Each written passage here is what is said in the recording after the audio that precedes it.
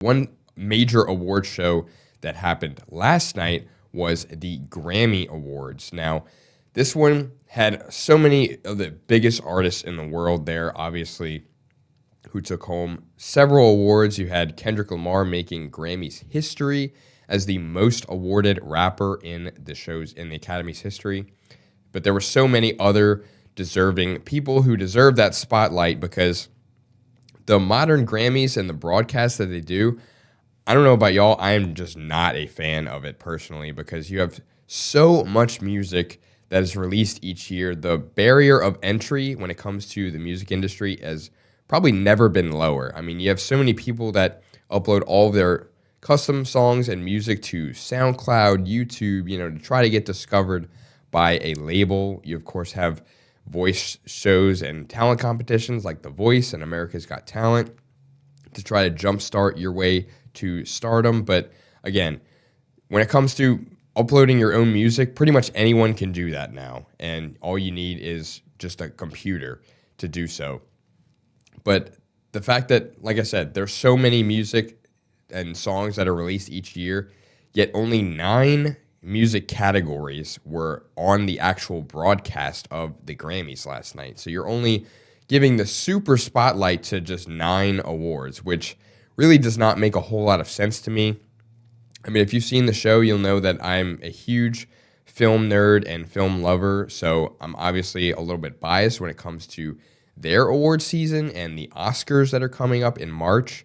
But at least in their case, they broadcast every single award.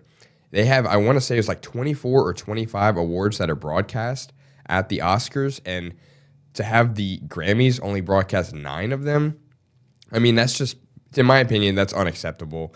And the fact that it seems like the same artists keep winning each and every year, it really doesn't give the leg up to the little guy when it comes to music. And like I said, so much music from indie artists with no labels, no studios, they're releasing music constantly.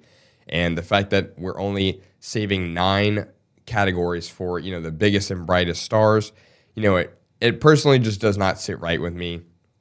And I don't see how something like that could continue to happen. I mean, I understand that in terms of the actual award show, they have so many performances from artists who are nominated or who have won before. But, at the end of the day, it is still an awards show. It's supposed to be the most prestigious honor in music.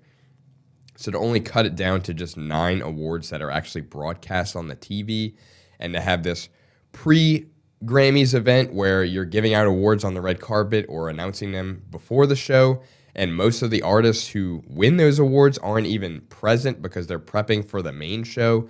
It's just a whole mess right now, personally, but that's my soapbox for the Grammys right now.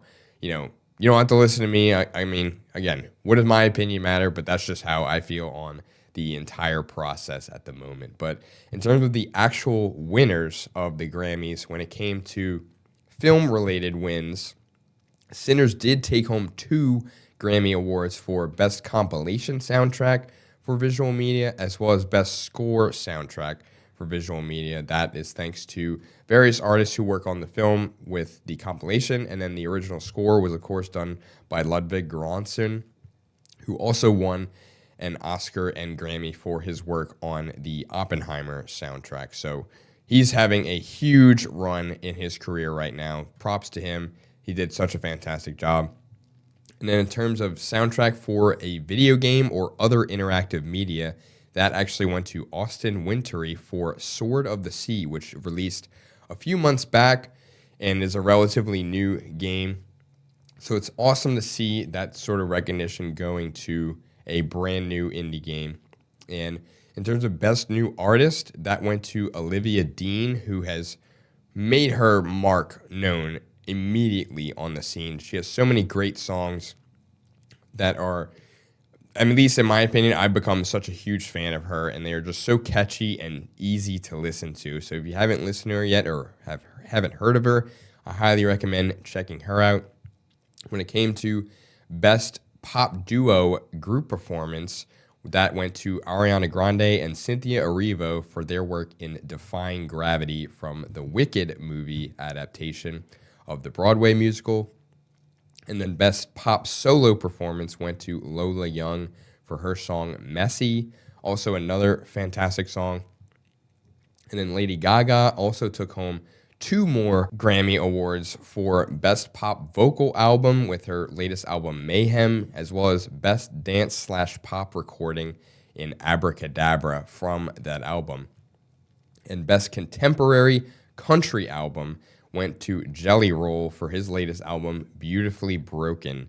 And for Best Rap Album, Kendrick, like I said before, he broke Jay-Z's record to be the most awarded rapper in Grammys history with 27 Grammys, and his 27th went for Best Rap Album, GNX. And then he also won Record of the Year with his song Luther, which featured SZA as well.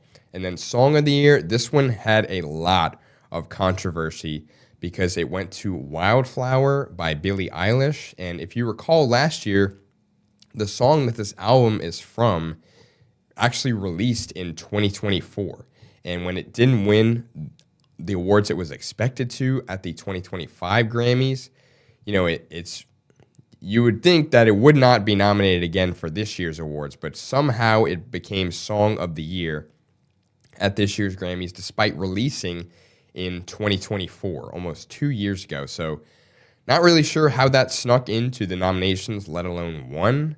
But, you know, I didn't really have a dog in that race, but I just find that very, very weird to me personally. And then Bad Bunny, he is having an incredible year, or at least this is approaching the pinnacle of his career. I mean, what more could you ask for as an artist? Because he's already headlining the Super Bowl halftime this show on this Sunday. And he also took home 3 more Grammys, and most notably, he won Album of the Year for Debí Tirar Más Fotos for an incredible album. Love that album so much. And he also won Best Música Urbana Album for the same one. So he had a huge night. He's having a huge year. And talk about he was the most streamed artist in the world this past year. So again, what more could you ask for as an artist? Props to him. Benito is his real name. So he's having a huge, huge moment in his career. So huge congratulations to him. And I cannot wait to see his Super Bowl halftime show on Sunday.